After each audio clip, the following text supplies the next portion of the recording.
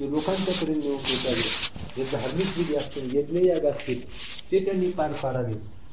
आणि सगळ्यात महत्वाचं म्हणजे त्यांनी ईश्वराला सन्मुख असावं. आणि त्यांच्या कर्मानुसार भगवंत काय म्हणतात, चारी वर्ण जे आहेत तर चातुर्वर्ण मया सृष्टम, हे चारी वर्ण हे मी निर्माण केलेले आहेत. आपल्या भारतीय संस्कृतीमध्ये 4 वर्ण आहेत, 4 आश्रम आहेत. आणि भारतीय संस्कृती ही 4 वर्ण आणि 4 वर्णाश्रमावर ही भारतीय संस्कृती आधारलेली आहे. आणि या भारतीय संस्कृतीचा आधार काय आहे तर प्रत्येकाला शेवटी कसा आहे, धर्म अर्थ काम आणि मोक्ष. हे काय आहे तर हे पुरुषार्थ आहे. 4 पुरुषार्थ, 4 आश्रम आणि 4 वर्ण हे भारतीय संस्कृतीचा अतिशय श्रेष्ठ गाभ आहे. आणि भारतीय संस्कृतीचा आणखी उद्देश काय, आता सांगितलं पुरुषार्थ, माणसाने नेमकं काय करावं, त्यांनी शक्ती कशी खर्च करावी, तर त्यांनी धर्मानं वागावं, त्यांना अर्थ संपादन करावं, तर द्रव्य त्याने संपादन करावं.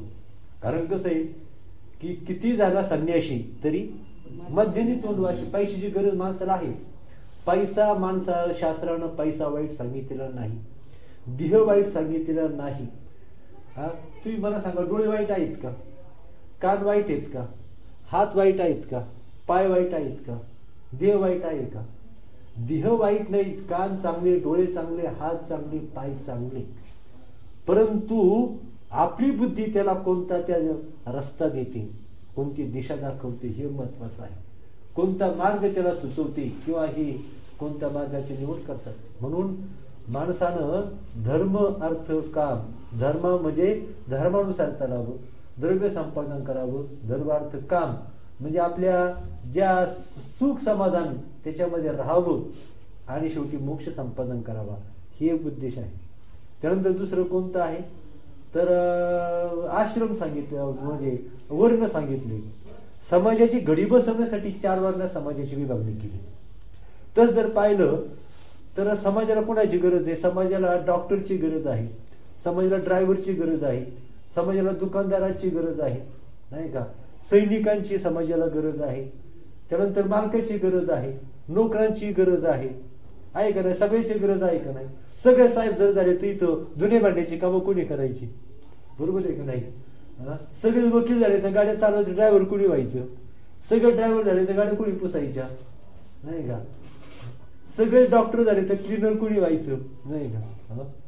म्हणून कसं आहे, समाजाची विभागणी भगवान आपापल्या प्राण्याच्या कर्मानुसार आणि ही रचना तशी झालेली आहे.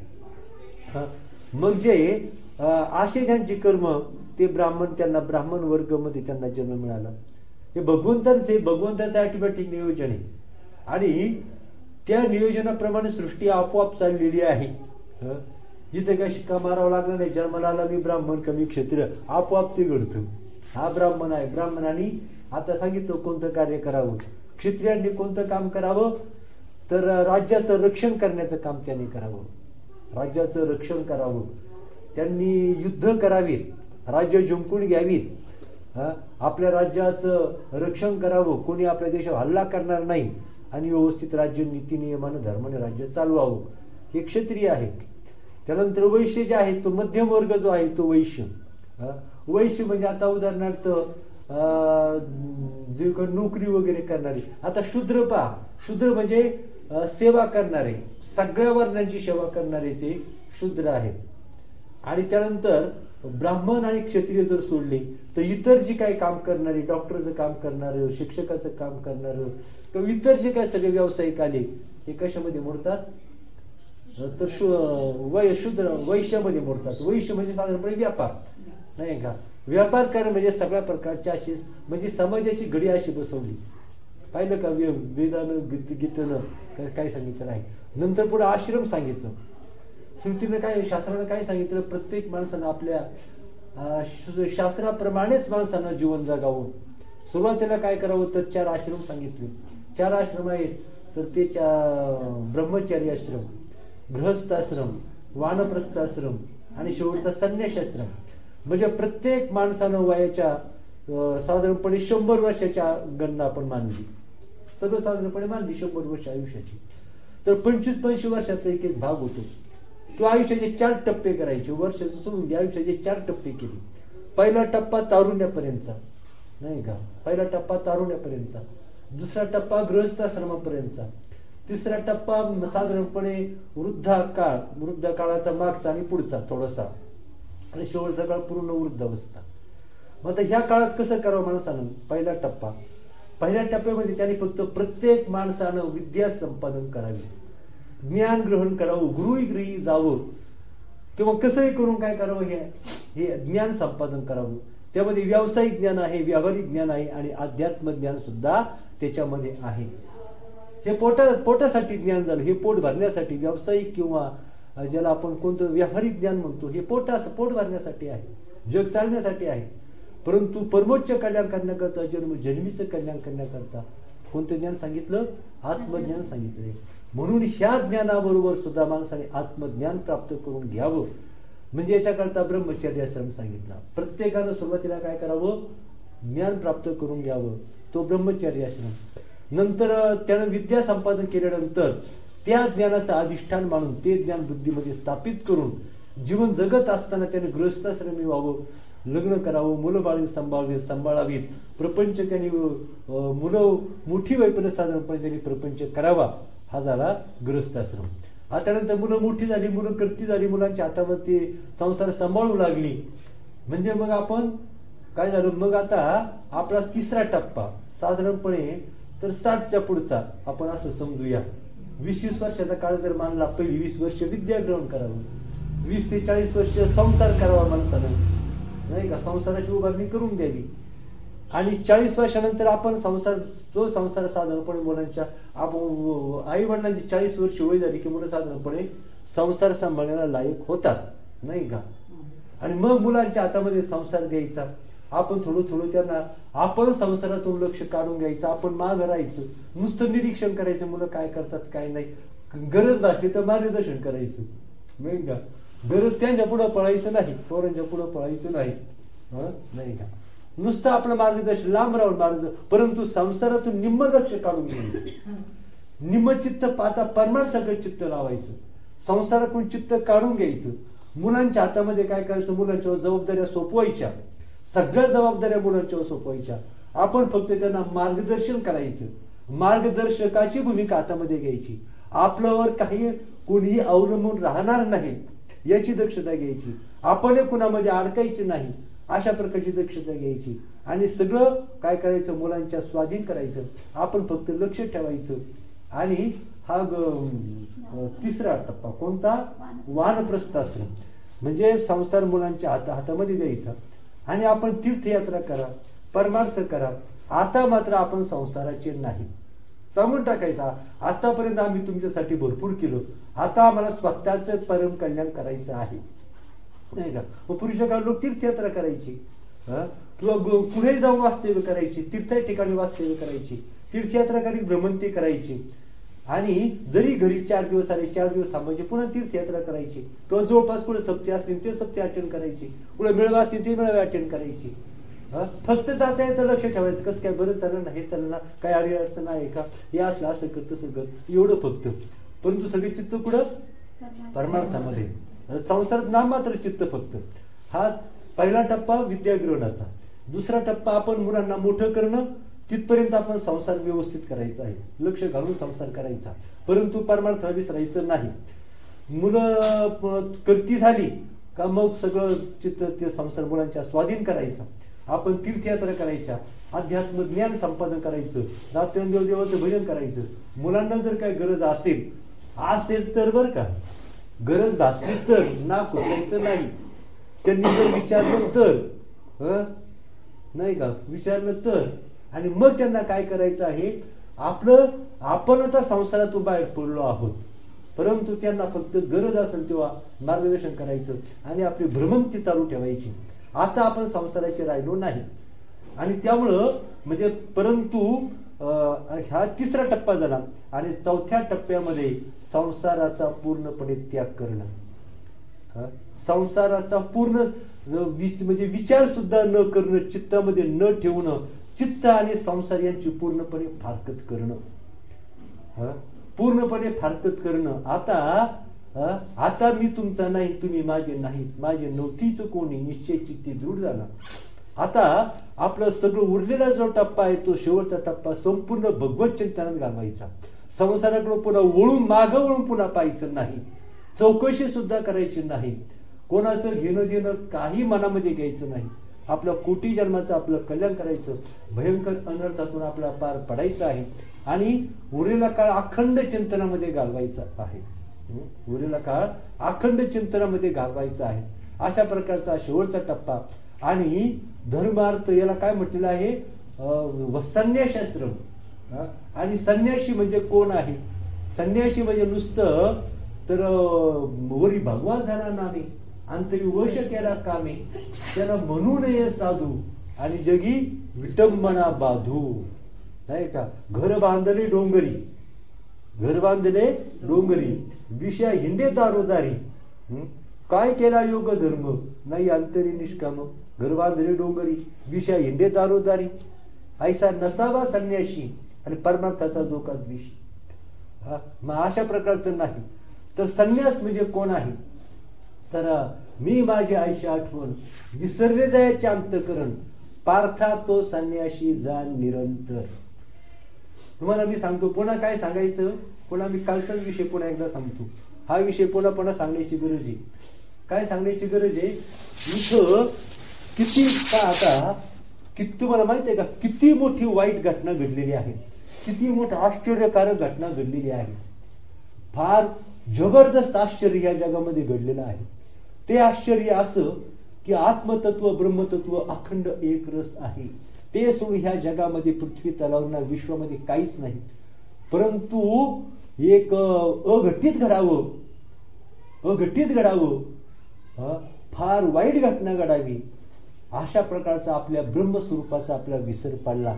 ही अत्यंत दुर्दैवी, अत्यंत वाईट घटना, ऍक्सिडेंट, जबरदस्त ऍक्सिडेंट हा झालेला आहे. आपल्याला काय झालेलं आहे? फार मोठा ऍक्सिडेंट हा झालेला आहे. आपली गाडी नाही, डबा नाही, अख्खी रेल्वेच रुळावरून घसरली नाही तर ती समुद्रात कोसळली. तिथंच काय झालं, रेल्वे रुळावरून नाही घसरली तर ती समुद्रामध्ये कोसळली. आपण आपल्या स्वरूपाला विसरलो. व्यापक, आनंदमय, सामर्थ्य संपन्न, सुखरूप, ज्ञानमय आणि सर्व काय सांगितलं. ज्ञानेश्वरी काय सांगते, ज्ञानेश्वरी काय सांगते ते समजून घ्या. संत काय सांगतात ते समजून घ्या.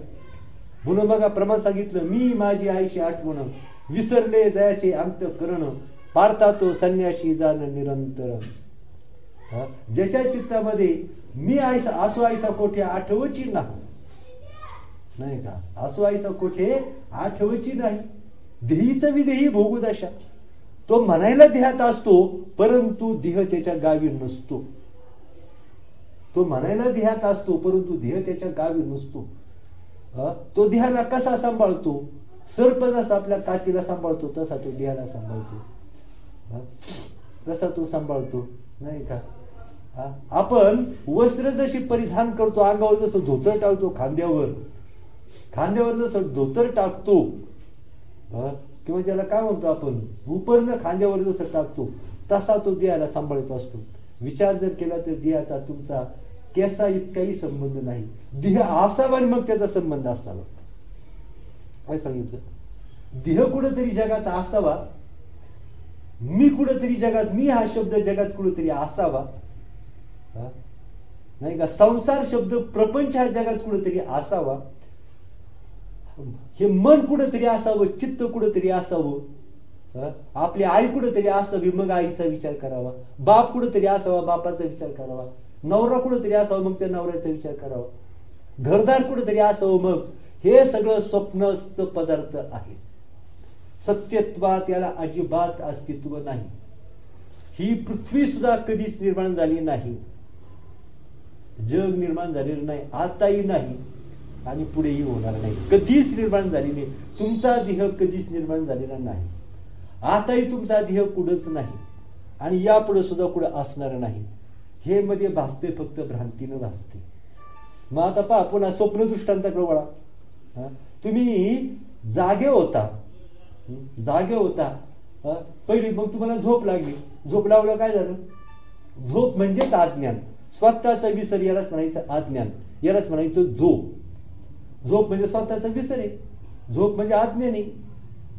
मग स्वतःचा विसर पडला आपल्याला, मी कवडेसर आहे, झोप लागली. झोप लागली, झोप लागलं काय झालं? झोपेत बंगला आहे, बायको आहे, पोरं आहेत, माझे 10 लाख रुपये बँकेत आहेत ते आहे, माझा आमका आमका शत्रू आमका आमका मित्र आहे, माझी पोरं आहे, माझा जवळच लांबचा आहे, डोक्यावर जे काही गणगण असती ते आहे. त्यावेळेला सगळ्या जगाचा तिथं लय होतो. माझ्या सगट आपल्या सगट सगळ्या जगाचा लय होतो, विसर पडतो, सगळ्याचा विसर. याला म्हणायचं निद्रा. आपल्याला निद्रा लागली ती आत्मस्वरूपाची निद्रा आपल्याला लागली. आता ही जी निद्रा लागते ही निद्रा लागली का आपला विसर पडतो, परंतु ती निद्रा आपण ब्रह्मस्वरूप होतो. परंतु आपल्याला काय झालं, तिथं अज्ञान निर्माण झालं स्वरूपाचं. इथं कशी झोप लागली, अज्ञान कसं निर्माण झालं पहा. आता आपण ब्रह्म होतो, आपण ब्रह्म होतो, जीव कसे झालो, ब्रह्म होतो जीव कसे झालो. विचार करा, आपण एकटे होतो, आपण बसलो, परंतु झोप लागली, तिथं अनेक कसे झालो. स्वप्न पडलं, चोर आले, त्यांनी मरणाचं आणलं नाही का, मरणाचं आणलं, सगळं आणलं होतं, परागदी एवढा पैसा कमवला होता, दागिने कमवले, ते सगळे घेऊन गेले. हे कसं घडलं, हे कसं घडलं, हे जसं घडलं तसंच हेही घडलं. ब्रह्मस्वरूपाचा विसर कसा पडला, जग कसं निर्माण झालं, स्वप्नातलं जग कसं निर्माण झालं, तसंच हेही जग निर्माण झालं. स्वप्नात हा जो मी कसा निर्माण झाला, स्वरूपाचा विसर पडला, ब्रह्मस्वरूपाचा विसर पडला, आणि आपण माझ्या सगळं हे जग निर्माण झालं. आणि इथं मग मी आलो, ह्या माझा इथंही पुन्हा दुसरी झोप लागली. ही दुसरी झोप आहे. पहिली झोप मुठ्ठी, ही झोप लागली, आणि ही झोप लागल्याबरोबर मी आमकाम कवडेसर, पहिला मोठी झोप, मी ब्रह्म, ही मोठी झोप, ही दुसरी छोटी झोप, मी कवडेसर, ही छोटी झोप. मग माझ्या सगट काय झालं तर तिथं स्वप्न सृष्टी निर्माण झाली. नसताना निर्माण झाली का नाही, स्वप्नात आहे का काय, तिथं आहे काय तिथं, परंतु काही नसताना तिथं सगळं, तिथं घरं दिसतात, ओढे दिसतात. तिथल्या घरांना कुठून माती आणली, कुठून सिमेंट आणलं, कोणत्या कॉन्ट्रॅक्टरने ती घरं बांधली, सांगा ना. कोणत्या बाजारपेठेमध्ये जो भाजीपाला विकायला येतो आपण, तिथं कधी कधी स्वप्नात आपण मार्केटमध्ये जातो नाही का, भाजीपाला घेतो. हा भाजीपाला कोणत्या शेतातून आला, आहे काही, तशाच प्रकारे इथं सुद्धा कोणताही पदार्थ नाही, एक अखंड ब्रह्मस्वरूपामध्ये काही नाही, हा फक्त भ्रम आहे. एकदा तुम्हाला कळलं ना, म्हणजे हे तर आम्हाला मिथ्यता, आम्हाला पण माहिती आहे, मिथ्यता आम्हाला पण माहिती आहे.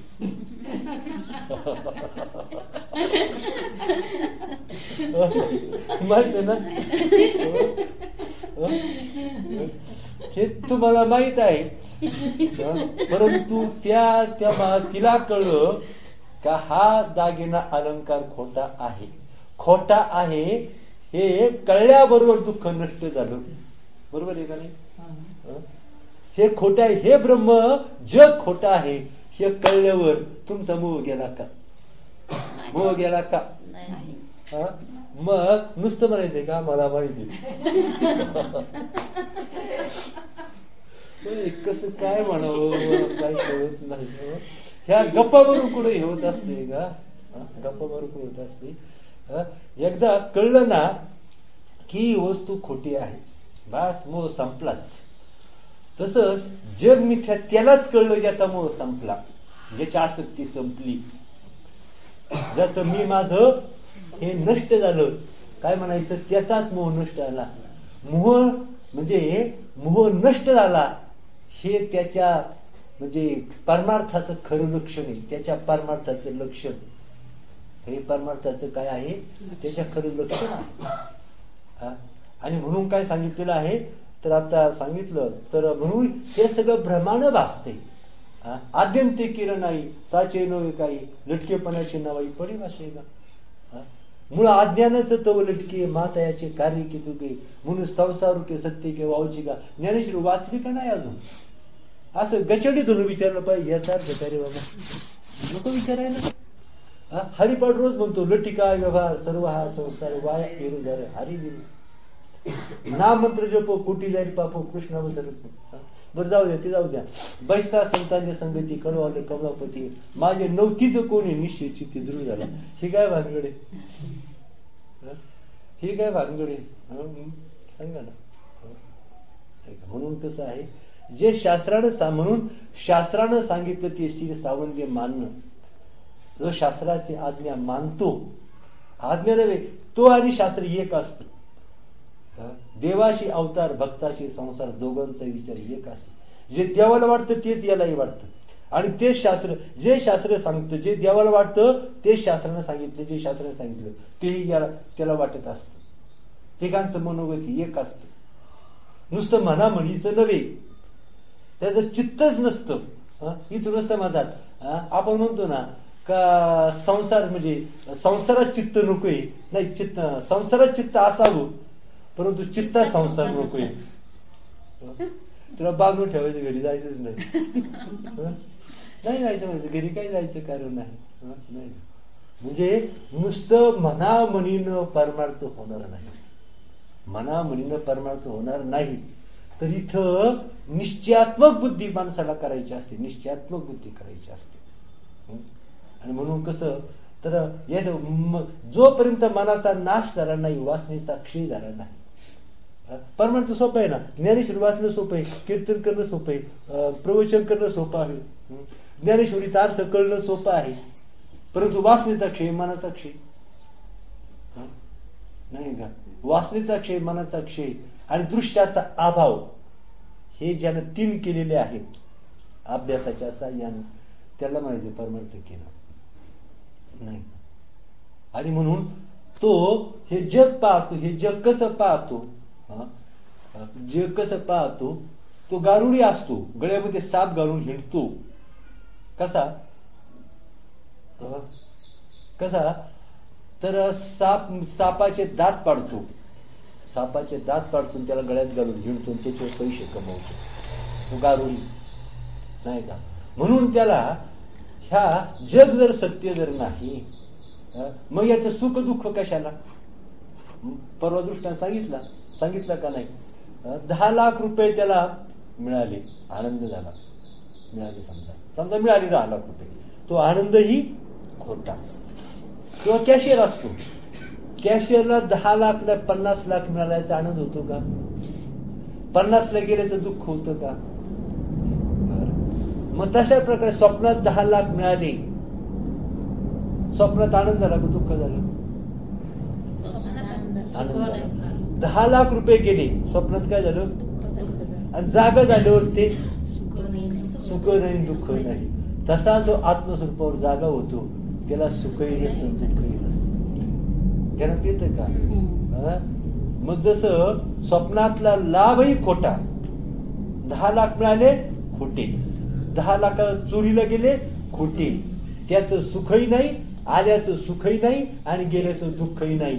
सुखही खोटं दुःखही खोटं, किंवा सुख दुःख समान, त्यालाच म्हणायचं सकळ जीवांचा कृपा नाही का. मग असं जागा झाल्यावर तो खरं तो काही जागा झाल्यावर म्हणतो का 10 लाख रुपये गेले, 10 लाख रुपये गेले आणि म्हणून त्याला आयसीयू मध्ये ऍडमिट केलं. त्याने टेन्शन आलं, ऍडमिट केलं, त्याला आयसीयू मध्ये ऍडमिट केलं का 10 लाख रुपये गेले आणि त्याला टेन्शन आलं आणि ऍडमिट केलं. मग स्वप्नामध्ये असं ज्याला स्वप्नातल्या घटनेचं टेन्शन आलं ना ऍडमिट केलं, असं घडतं का. म्हणून कसं आहे, हे शास्त्र परिपूर्ण चिंतन करायचं, समजून घ्यायचं आणि तशीच बुद्धी झाली पाहिजे. परवा सांगितलं तुम्हाला, बुद्धीच त्याची शास्त्र होते, बुद्धीच त्याचा काय होतो, दीपस्तंभ होतो. त्याची बुद्धी आणि शास्त्र वेगळं राहत नाही. 4 वाचा भरून जातात आणि त्याची काय होते, ती तत्व, त्याची वाणी तत्वज्ञानाच्या रूपानं, शास्त्राच्या रूपानं त्याची वाणी प्रगत होती. सांगितलं ना परवा, नुसतं गप्पा मारायचा परमार्थ नाही, नुसतं कीर्तन केलं, प्रवचन केलं, परमार्थ झाला नाही. मग तुकाराम महाराज जिथं शास्त्र कमी पडतं तिथं शास्त्र हे संतांच्या मागे शास्त्र धावत असतं. देव संतांच्या मागे धावत असतो, शास्त्र संतांच्या मागे धावत असतं. तिथं सकळ तीर्थे निवृत्तीचे पायी, आणि तिथे माझे मना बुडी दे. सगळं तीर्थ हे निवृत्तीचे पायी. ज्ञानेश्वर म्हणते माझ्या श्री गुरुच्या चरणाजवळ सगळी तीर्थ तिथं आहेत. तीर्थे तया ठाया येती होती पुनीत व्हावया. तीर्थे तया ठाया येती पुनीत व्हावया. संतांच्या चरणाजवळ तीर्थ येतात. कशा करता येतात? पवित्र होण्यासाठी. संतांच्या चरणाजवळ तीर्थ येतात पवित्र होण्यासाठी. तीर्थ तिथे येतात नाही का. आणि त्यामुळं तीर्थ जी अपवित्र होतात ती संतांच्या स्पर्शाने ती पुन्हा काय होतात? पवित्र होतात. तीर्थ सुद्धा पवित्र होतात. आणि म्हणून एवढं का तर ते भगवत स्वरूप झालेले असतात, ब्रह्मस्वरूप झालेले असतात. कोणताही स्वार्थ नसतो, कोणती वासना नसते, इच्छा नसते. देह हा नावाला असतो. हा देह कसा असतो? नावा टरफलासारखा देह असतो. त्यांचा देह कसा असतो? टरफलासारखा असतो नाही का. अशा प्रकारचा विचार करणं, अशा प्रकारचं चिंतन करणं आणि तसं होऊन जाणं. आपण तसं होण्यासाठी आलो आहोत. गप्पा मारायला आपण आलो नाही, टाइमपासला आपण आलो नाही. हे जे आपण इथं उभं केलंय हे काही गमतीने नाही उभं केलं. याची आपल्याला लाज पाहिजे. मला पहिले याची लाज आहे. आज तुम्ही एवढे आज पैसे मोजताय, प्रत्येक मला 200 रुपये तुम्ही किंवा काही ना काही पैसे मोजताय, याची मला लाज पाहिजे. आज कष्टाचा पैसा तुम्ही इथं ओतलेला आहे 200 रुपये, त्याचं चीज व्हायला पाहिजे, जन्मजन्मीचं चीज व्हायला पाहिजे. आणि जर तो वाचला नसेल तर इथं जगण्याचा सुद्धा मला तरी अधिकार नाही, जगण्याचा अधिकार नाही. आज तुम्ही एवढा पैसा तुम्ही ओतलेला आहे, कष्टाचा पैसा. तुमच्या घरच्याने तुम्हाला एवढे पैसे, कष्टाचा पैसा ओतलेला आहे. त्या पैशाचं चीजच व्हायला पाहिजे इथं. आणि खरं ते भगवंताचं नाम आपल्या नसा नसामध्ये रक्त या थेंबा थेंबामध्ये असं ते काय करायला पाहिजे? ते असं ते नाम भिनलं पाहिजे. भिनलं पाहिजे, रक्ताच्या भिनलं पाहिजे नसा नसामध्ये आपल्या. इतका विषय तिथं शो म्हणून माजलं म्हणून तुम्ही पैसे देत नाही. माजलं म्हणून आपण खेळ म्हणून आपण हे उभं केलेलं नाही. तर एका अतिशय उज्ज्वल, अतिशय पवित्र, अतिशय उच्चतम कार्याकरता आपण हे उभं केलेलं आहे.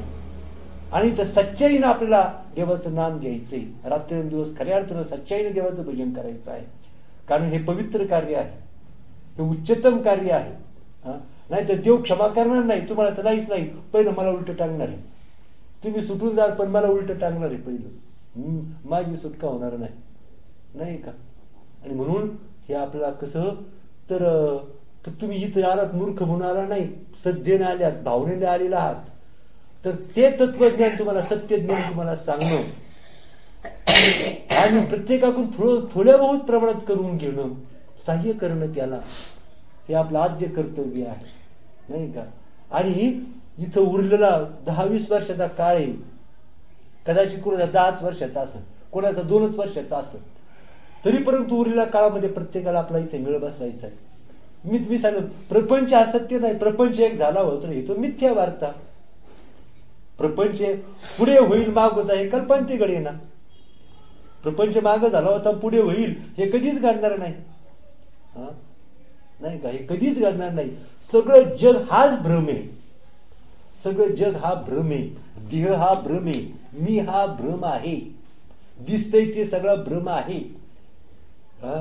जे दिसत नाही ते ब्रह्म आहे आणि दिसतंय ते तो सगळा भ्रम आहे. हे सत्य वाटते. का सत्य वाटते? त्याचं अधिष्ठान सत्य आहे म्हणून हे दिसणारी वस्तू सत्य वाटते. हा साधा एवढा प्रचंड भ्रम, बघा मी सांगत होतो ना, फार मोठी हानी झाली तर नसणार जग आपल्याला भासतं. एवढंच आश्चर्यकारक घटना घडली. चंद्र, सूर्य, समुद्र एवढं अफाट जग आपल्या कल्पनेनं उभं केलेलं आहे, नसताना उभं केलेलं आहे, या अविद्येनं उभं केलेलं आहे. एवढं अफाट जग उभं केलेलं आहे.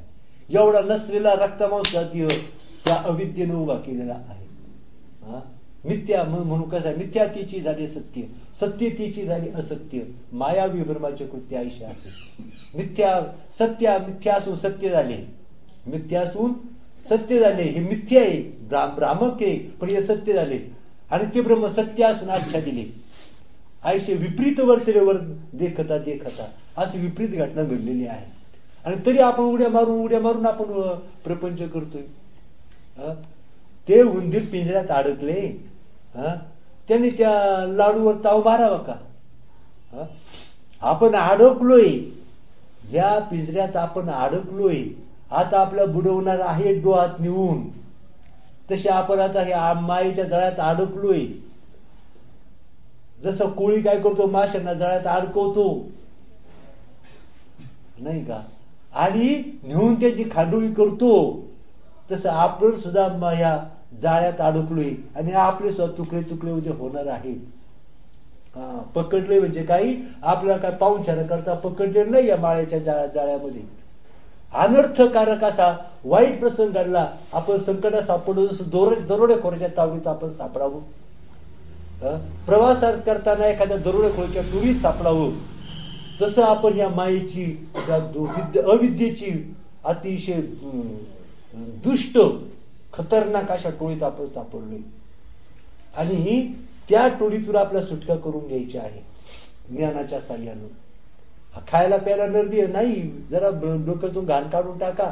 हाऊस मौज करायला नर्दीय नाही, चांगले चांगले कपडे घालायला नर्दीय नाही, प्रपंच करायला नर्दीय नाही.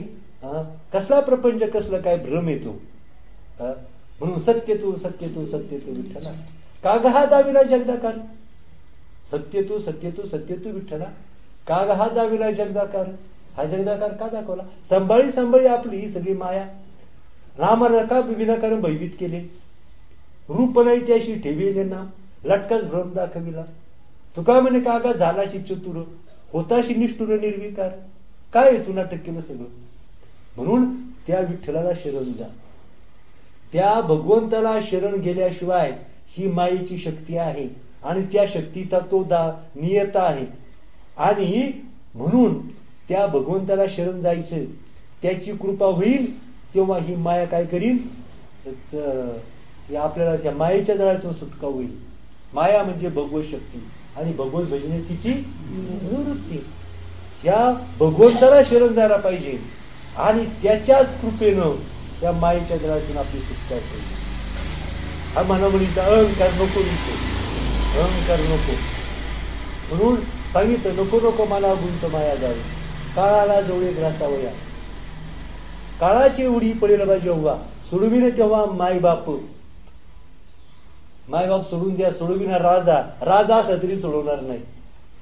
म्हणे आमका राजा आहे, मी आमका राजा आहे, आमका तो राजा माझा आमका आहे.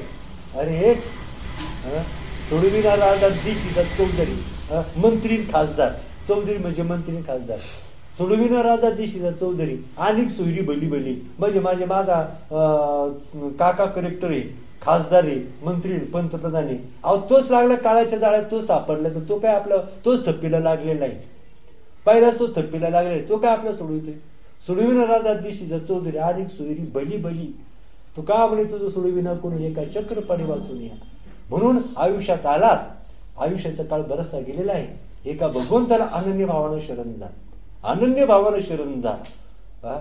आणि अनन्य भावानं म्हणजे त्या भगवंत आपली मी शरण गेला, परंतु ती शरणागती त्याला मान्य असली पाहिजे. तुम्ही त्याला भक्त मानता, पण त्यांनी आपण म्हटलं पाहिजे हा माझा भक्त आहे. तुम्ही म्हणाल मी देवाचा भक्त आहे, पण त्यांनी म्हटलं पाहिजे ना माझा भक्त आहे. तुम्ही जर देवाचे भक्त असाल तर तो अखंड रात्रंदिवस त्याला चिंतन करतो, विठ्ठल पांडुरंग हरी वासुदेव हरी, पांडुरंग हरी वासुदेव. त्याचं घराकडे चित्त नसतं, कोण आली त्याच्याकडे चित्त नसतं. किती पैसा येतो त्या पैसा तर तो घाणीसारखा, कुत्र्याची जशी लेंडका असतात तशा त्या पैशाकडे तो पाहतो, दळव्याकडे पाहतो, घाण नाही का तो. आणि कशाकडे अशाकडे पाहत नाही, फक्त विठ्ठलाचं स्मरण त्याचं चित्त त्याचं लागलेलं असतं. तो काही नाही, त्याला भ्रमानं बायको दिसते, भ्रमानं नातवंड दिसतात, भ्रमानं पोरं दिसतात, भ्रमानं बंगला दिसतो, नसलेला दिसतोय, नसलेला दिसतोय. तुम्हाला फसवायचंय म्हणून हा नसलेल्या दृष्टी निर्माण केलेली, फसवण्याकरता. परंतु आम्ही हुशार, आणि तू जरी हे जाळं टाकलं तरी हे फसवेन.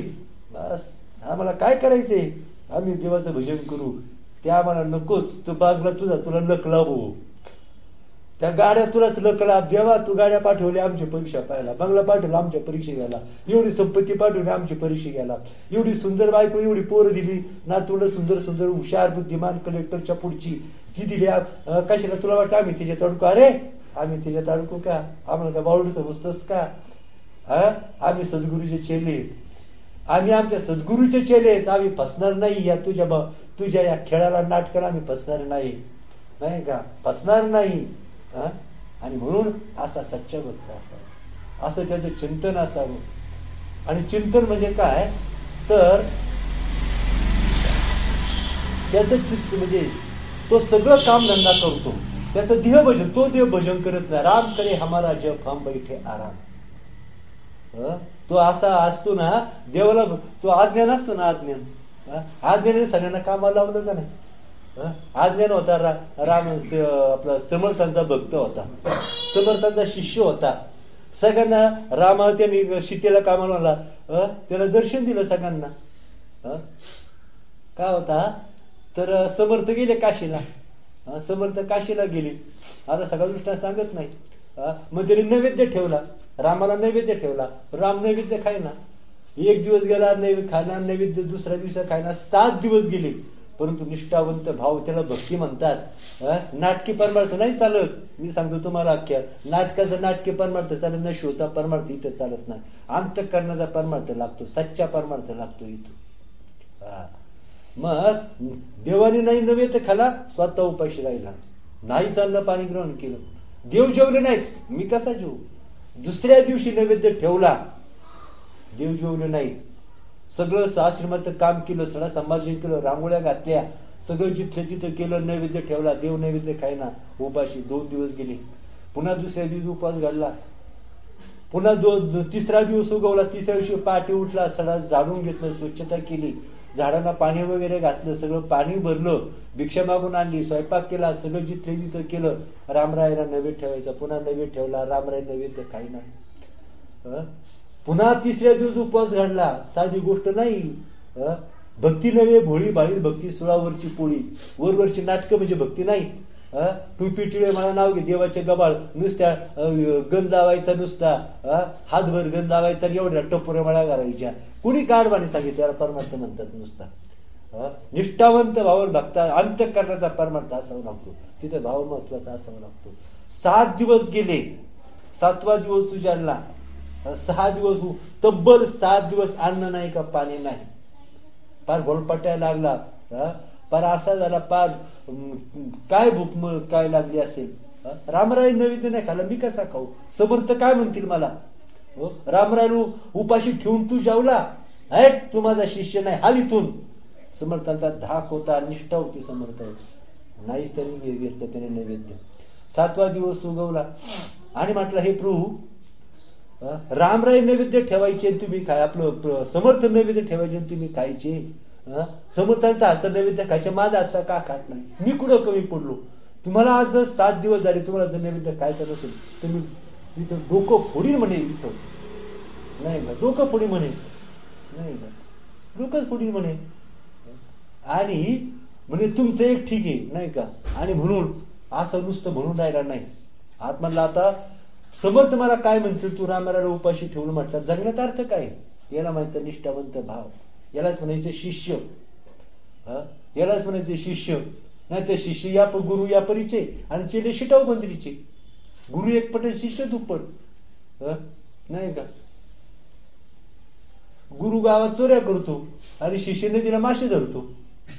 काय अशी गुरु शिष्य कामाची? आणि म्हणून म्हणला, तू नाही नैवेद्य खाल्ला तुम्ही डोकं फोडणी. तर देव प्रगट झाले, प्रभूंना प्रगट व्हावं लागलं तिथं. प्रगट व्हावं लागलं, प्रभू प्रगट झाले. म्हटले, अरे वेड्या, असा भलताटच कशाला करतो? म्हणजे देव कुठं नैवेद्य खात असतो का? देव कुठे जेवतो का? आज्ञान होता. तो म्हटला, खरे न बोलणारा देव जर बोलू शकतो तर न जेवणारा देवानं काय जेवू नये? सांग म्हटलं, खरं आहे का नाही? देव बोलतो का? म्हटलं नाही. मग तुम्ही आता बोललात ना, न बोलणारा देव जर बोलू शकतो तर न खाणारा देवाने का खाऊ नये? सांगा म्हटलं, याचं उत्तर द्या मला. म्हटलं खरे. म्हटलं मग खा गुपचूप, खा गुपचूप, नाही का. म्हणलं एकटा नाही. म्हटला, तुम्ही समर्थ जेवायला घालायचे, तुम्ही सगळे यायचे. समर्थ मला काय म्हणत, तुमचं समर्थाला सांगेल म्हणत, समर्थाला सांगेल सोडणार नाही म्हणे. समर्थांची गाठ आहे, लक्षात ठेवा. समर्थांना सगळं सांगेल म्हणे. सगळं राम लक्ष्मण सीता हनुमंताला पहिलं बोलव म्हटली, इथं त्याला सोडणार नाही म्हटले. सगळे प्रगट झाले तिथं, नाही का. आणि म्हणजे जेवायला बसा, नाही का, जेवायला बसा. आणि पहिल्या दिवशी जेवायला सगळे जेवायला बसले आणि म्हटले आता दिल्या एवढा त्रास भरपूर झाला, उद्याला मला वाट पाहायला लावायची नाही, जास्त त्रास द्यायचा नाही, उद्यापासून मला त्रास द्यायचा नाही. टाइम झाला गुपचूप येऊन जेवायला बसायचं. नाही तर म्हणजे मी सगळं समर्थाला सांगेल, सोडणार नाही म्हटलं. तुम्हाला माहिती आहे समर्थांचं काम कसं आहे म्हटलं. ताट मांडली का शानपणा करायचा नाही, गुपचूप येऊन ताटव जेवायला बसायचं, नाही का. आता कबूल केलं, नाही का. म्हणून बरं म्हटलं उद्यापासून तू असं करीत जा, आम्ही येत जाऊ. मग उद्यापासून मग त्याचा क्रम सुरू झाला. सगळं सकाळी उठायचा, पहाटे उठायचा, सर्वजण स्वच्छता, सगळं पूजा अर्चा, काकला सगळं करायचा, भिक्षा मागून यायचा. मला तुम्ही म्हटलं तुमचं एक ठीक आहे, म्हणलं तुम्ही देव आहे, तुम्हाला भूक नाही लागत. पण म्हटलं मला 7 दिवस मला मरायची पळी आली, म्हटलं पोटात अन्न करणं, म्हटलं तुमचं ठीक आहे, मला जमेल का म्हटलं तसं. बरं म्हटलं ठीक आहे. असं महिनाभर चाललं बरं का, महिनाभर चाललं. रोज त्यांना ताकीद दिली, रोज टाइम झाला का जेवायला येऊन बसायचं, नाही का, वाट पाहायला लावायची नाही, दबच दिला त्यांना. आणि झालं मग तिथून पुढे मात्र 1 आठवड्यानंतर काय व्हायचं, रोज राम लक्ष्मण सीतामाई भरत शत्रुघ्न आणि हनुमंत सगळ्यांना त्यांनी बोलवलं. सगळे जेवून घ्या म्हणे, एका पंक्तीला सगळे जेवून घ्यायचं, सगळे जेवून घ्या. रोज टाइम झाला का त्यांना सगळ्यांचे पानं मांडायचं, सगळ्यांना जेवायला लावायचं. इतका जे जे भक्ताने सांगावे ते देवाने ऐकावे. तुका म्हणे पतिव्रतांची देवावरीच असता, एवढा भक्ताचा देवावर अधिकार असतो. जे जे भक्ताने सांगावे ते देवाने ऐकावे. ऐकावं लागलं पंक्तीला. जवळजवळ 1 महिना झाला. त्याने विचार केला, 1 दिवस महिना झाला उठलाच नाही. पहाड जा बारबारी सकाळचे पार 10 त्याचे 12 वाजले, पार जेवायचा टाइम झाला, हा उठलाच नाही. झाडून नाही घेतं, रांगोळी नाही, भिक्षा नाही, काकडा नाही, भजन नाही, पूजन नाही, स्वयंपाक नाही, काही नाही. रामराम म्हटले आता कौऱ्याची वाट पाहिजे. चला म्हटले बरं याचं काही सांगता येत नाही, हा नाही म्हणे कठीण प्रकरण आहे. म्हणे हनुमंत त्याला उठव. तो म्हणला ते तुम्ही त्याच्या नादी लागा म्हटलं, ते आपल्या हातचं नाही म्हटलं, ते तुम्ही त्याला लाडून ठेवलं म्हटलं. मग शेवटी रामानं उठवलं, रामरायने उठवलं, सगळेच भोवती जमले. हा उठून जाग केलं. भाव फार वाढला त्याचा, साधा भाव वाढला का त्याचा.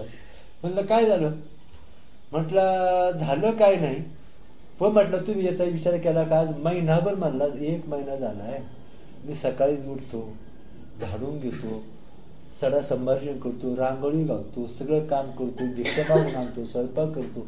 मला किती त्रास होता असेल, तुम्ही एवढे खाता पिता मोकळे येता, खाता निघून जाता, व मला किती त्रास होत असेल याचा कधी कोणी विचार केला का. म्हणे काय, म्हणे मला किती त्रास होतो, तुम्ही जर मला मदत केली तर काय बिघडेल का. म्हणे बरं आम्ही करतो मदत, सांगू काय करायचे.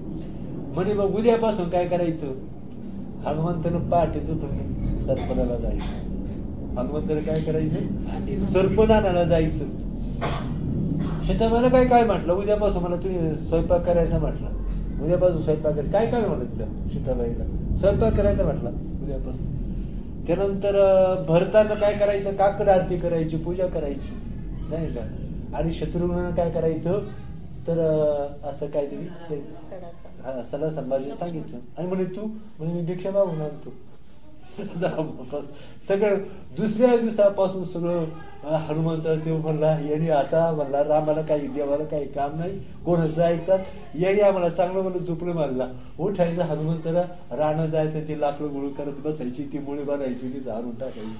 सीताबाईला उठून ती चूल पेटवायची, ते स्वयंपाक करायचा, सगळे सीताबाईला सगळे त्यांनी कामाला लावले. भरताला उठून सकाळी पाठ उठून त्याला सगळे काकड आरती करावं लागायची. त्याला पुन्हा सांगितलं एक सुद्धा मग चुकता कामा नाही म्हटलं. सगळे काकड आरती परफेक्ट झाली पाहिजे म्हटलं. सगळं झालं अगदी, सगळं सगळं तयार झालं, नाही का. आणि हा जवळजवळ महिनाभर झाला, 1 महिना झाला. आणि मग एक दिवस त्याने काय केलं तर शिळ्या भाकरी होत्या, शिळ्या भाकरीचा काला केला. त्याला इतका आवडला, लागला रडायला लागला. का रडायला लागला म्हणले काय रे काय झालं. म्हटले काला इतका चांगला झाला, समर्थांना फार आवडला असतं. समर्थांना फार आवडलं असतं. रडायचं थांब, मग आता का रे काही इलाज आहे का म्हणे, आता समर्थ कुठं, आता हे कुठं, मला पण त्यांना जर दिला असता, अजूनही त्याला दिला तर त्यांना फार आवडेल. मला समर्थ कुठं काशीत आणि तू कुठं इथं, मला त्यात काय अवघड आहे म्हटलं. मारुतीनं जीव उड्डाण केलं तर मला लंकेला गेला, समुद्र अख्खा एवढा समुद्र पार केला, मला काशीचं काही घेऊन बसलाच म्हटलं. अरे म्हटलं पण एवढं लांब जायचं कसं म्हटलं, त्यात काय म्हटलं, त्याला दुराणागिरी विचारला राहतो घेऊन आलं, त्यात काय त्याला काय अवघड आहे म्हणा मारुतीनं, नाही का म्हणे. मग काय करायचं म्हणे, त्याला माहिती हनुमंतरा म्हणा मला घेऊन जा तिथे. रामाला सांगितलं. आणि म्हटलं ते समर्थांचं तुम्हाला माहिती आहे म्हटलं, त्यांचं जर नाही ऐकलं का तुम्हाला माहिती आहे म्हटलं, रामाला वाटलं समर्थांचं कसं कडक काम असतं नाही, मी त्यांना सांगत याने ऐकलंच नाही म्हणून मी सांगत होते. बरं म्हटलं ठीक आहे आता काय. मारुतीला सांगितलं. मग तो काला घेतला, मारुतीनं त्याला खांदेवर घेतलं आज्ञानाला आणि लांब जवळ काशीजवळ गेलो. पा म्हटलं मी तुला लांबून समर्थ दाखवे, हा पण माझं नाव सांगायचं नाही, कोणी आणून सोडलं, माझं नाव सांगितलं तर तुला टंगण देऊन आपटीन म्हटलं. लांबून तुला बोटानं दाखवे, फक्त माझं नाव सांगायचं, मला अजिबात सांगणार नाही म्हटलं. काय म्हटलं, अजिबात सांगणार नाही. मग तिथं जवळ गेली आणि त्यांनी मारुतीरायाने सोडलं आज्ञानाला आणि म्हटलं पहा तिथं. त्यावेळेला हा समर्थ काशीहून अयोध्येत आली होती, शिरयू नदी स्नान करीत होते. शिरयू त्यांना शिरयूवर घेऊन मारुतीला गेला, लांबून दाखवलं तिथे. आणि मग समर्थांना पाहिलं. आता आज्ञानाला फार आनंद झाला, धावत गेला, सगळी शिष्य गोळा झाली, सगळ्यांना आनंद झाला. आणि म्हटले समर्थ आले, म्हटले अरे आज्ञाना तू इथं आला, पण त्या रामरायाचं नैवेद्य कसं काय तिथं, नैवेद्याची काय भानगड म्हणे. आतापर्यंत ठीक झालं नाही का, आतापर्यंत ठीक झालं, पण आतापर्यंत तू इथं आलास कधी म्हटलं, आत्ताच. आलास कधी म्हणजे आत्ताच. अरे आत्ता म्हणजे हे काय बोलतो म्हणे तू, हा आतापर्यंत ठीक केला आणि आत्ताच आलो म्हणे, का जवळ आहे का म्हणजे, कसं काय आलास. आता आली का पंचायत, आता सांगावं तर मारुतीला काय सांगितलं, माझं नाव सांगितलं का आपटीन झालं, टंगलं तर आपटीन. त्याने विचार केला तोंडाने सांगायचं नाही, पण बोटाने दाखवलं काय तिने असं बोट केलं, असं बोट केलं. मारुती म्हटला हा पक्का निघाला म्हटलं, यांनी पार जिरवली म्हटलं आपली, नाही का असं बोट दाखवलं.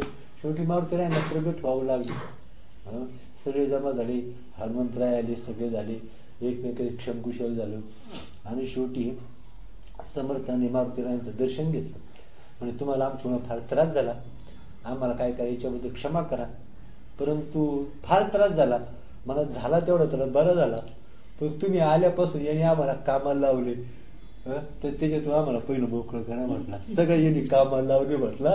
आम्ही म्हणला सगळे पार सीतामाई, भरत, शत्रुघ्न, लक्ष्मण त्यांना ड्युट्या करता करता नाकी नवाले, आपले सगळ्यांनी सुटका करा म्हणून त्याच्यातून झाले, तेवढं बरं झालं. म्हणजे शिष्य जर भक्त अधिकारी जर असेल, चित्ता जर श्रद्धा जर असेल, तर देव सुद्धा काय होतो, तर त्याचा दास होतो. त्याला भक्ती म्हणतात आणि त्यालाच भक्त म्हणतात आणि त्याला श्रद्धा म्हणतात. परमार्थात नाटकं चालत नाहीत, खेळ चालत नाही, शोध चालत नाही. आणि म्हणून शुद्ध अंतःकरण लागतं. काय लागतं परमार्थाला? शुद्ध अंतःकरण लागतं. म्हणून आधी तयार परमार्थ करायचं म्हणजे आधी अंतःकरण तयार करायचं. तुम्ही कपडे इस्त्री करता, महिनाभर कपडे घ्यायचे, तसे लॉन्ड्रीला पाठवता का धुवून पाठवता? धुवून पाठवता का तेच पाठवता? म्हणून इथं अंतःकरण शुद्ध आणि मग परमार्थे अथा तो ब्रह्म जिज्ञासा. इथं अंतःकरण शुद्ध, म्हणून ज्याचं अंतःकरण शुद्ध आहे त्याला जग ब्रह्म हे कळतं, त्याला ब्रह्माची अनुभूती येते, त्याचं तत्वज्ञान अंतःकरणात त्याची पकड येते आणि त्याला गहन सिद्धांत हे ज्ञानोदय. त्याशिवाय अशुद्ध अंतःकरणानं परमार्थ किती जरी ऐकला तरी त्याला कोटी जन्म बोध होणं शक्य नाही. काय अशुद्ध अंतःकरणानं किती परमार्थ जर ऐकला तरी त्याला बोध होणं शक्य नाही. तो ऐकल्या परमार्थ व्यर्थ जातो. लक्षामध्ये आलं का? म्हणून जया परमार्थाची चाड तेने सांडावे लिगाड, धरुणी भजनाची चाड नित्य नेम आदरे. म्हणून आणि जो पाहता सगळं व्यवस्थित असेल, तेल वात यांनी युक्त, कोणता दिवा पेटणार नाही, कोणता दिवा? तेल आहे, वात आहे, दिवा आहे, पेटणार का नाही? कोणताही दिवा पेटणार. तसं ज्यानं शुद्ध चित्त केलेलं आहे तो कोणीही असो त्याच्या अंतःकरणात ज्ञानाचा उदय होणार. कोणतीही काच प्रकाश ग्रहण करते, कोणत्याही कंपनीची काच असू द्या. साधं लोखंड जरी घासलं तरी ते सुद्धा प्रकाश ग्रहण करतं का नाही? म्हणून आपण सुद्धा काय करायचं आहे? अंतःकरण स्वच्छ करा. पहिलं आत्मज्ञानाच्या सिद्धीसाठी इथं अंतःकरण स्वच्छ करा. आणि ते स्वच्छ कसं करा? स्वच्छ झालंय किंवा नाही ते टेस्ट करा. टेस्ट करून घ्या. नाही तर आयुष्य फुकळ. इथं काय कोणाच जाणार नाही. ज्याला त्याला 84 लाख युनिट पडावं लागेल. काय कोणा जाणार आहे? जाणार आहे का? पण तिथं मरणप्रायी यातना. त्या यातना म्हणजे अशा आपण म्हणतो ना काय म्हणतो लोखंडाचे असं दाबण माहिती आहे तुम्हाला? टोकदार दाबण. असं त्या टोकदार बांधायचं खांबाला, असं टांगून ठेवायचं आणि त्या टोकदार दाबणाने असं ढोसायचं चौकून. जर त्या खांबाला बांधायचं. आपण याला गेलो होतो ना कुठेतरी गुरुजींच्या जागा, तिथं उन्हाळ्यामध्ये रामलीला पाय ठेवत होता का फरशीवर? अशा फरशीवर झोपवायचं. 1 सेकंद पाऊल ठेवत नव्हता त्या फरशीवर. तुम्हाला आठवतं का? कोण होतं? 1 सेकंद पाऊल ठेवत नव्हता. अशा फरशी गरम गरम झोपवतात. साधं नाही यातना. तसाच होणार. ब्रह्मदेवाचा बाप सुद्धा आपल्या प्रपंचात काही बदल करू शकत नाही करू शकत. तुम्ही तर आपली तर ताकदच नाही. आता मी जरी म्हटलं यायचं इथं तरी 4 लोक येऊन बसलो, मला येता आलं का? नाही येता येणार. अहो झाडाची पानं हाली, तुम्ही काहीच करू शकत नाही. इथं भ्रम आहे तुमचा. मी आमकं करतो. हा मूर्खपणाचा म्हणजे कळस आहे. तुम्ही झाडाची पानं हाली ज्याची सत्ता राहील अंत कुठे काहीच करू शकत नाही. ईश्वर भगवंताच्या इच्छेनं, भगवंताच्या कृपेनं, भगवंताच्या इच्छेनं सगळं काही घडतं नाही का? म्हणून शरण देवाशी जाता बरी. असं अंतःकरणाची जडणघडण अशी करायची आहे, अशी अंतःकरणाची जडणघडण करायची आहे का ते अंतःकरण काय करेल. आणि म्हणून पहा तर काय म्हटलेलं आहे? देवराज आले म्हणजे की वैसले, भक्ताशी दिले अभयदान. तेव्हा असं त्या भगवंताला काय करायचं आहे? प्रेमाच्या पाण्याने प्रक्षाळीन तुझं, प्रेमाच्या पाण्याने प्रक्षाळीन तुझं. देह देवारा पाट हृदय, देह देवारा पाट हृदय संपुष्ट. देहा देवारा आहे, पाठ हे हृदय संपुष्ट आहे आणि त्यावरी कृष्णमूर्ती वैसविली. देह देवारा. पुढे काय सांगितलं? पाठ हृदय संपुष्ट आणि बधे ब्रह्म कृष्णमूर्ती वैसविली. आणि प्रेमाच्या पाण्याने प्रक्षाळीन तुझं. मन केले मोगरा, चित्त केली शवंती आणि भावाची तुळशी आरती गेली. असा परमार्थ आहे. असा परमार्थ आहे. वरवर सांगितलं वरवर भजन करून काही नाचा येत वरचा परमार्थ कामाला येणार नाही. मग देवाला हाक मारली सुद्धा देवाला जिथं सहन होत नाही त्याला म्हणायचं भक्त. तेवढा सुद्धा देवाला दम निघत नाही त्याला म्हणायचं भक्त. आणि आपण लेकरू व्हायचे.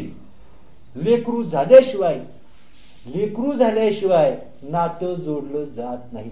आणि सगळ्यात श्रेष्ठ नातं आहे लेकराचं नातं. लेकराच्या नात्यापेक्षा जगात कोणतंही नातं श्रेष्ठ नाही. नाही तर आयुष्याची बर्बादी होईल आणि आपल्याला नरक यातना भोगाव्या लागतील. यापेक्षा मला असं वाटतं जास्त सांगण्याची गरज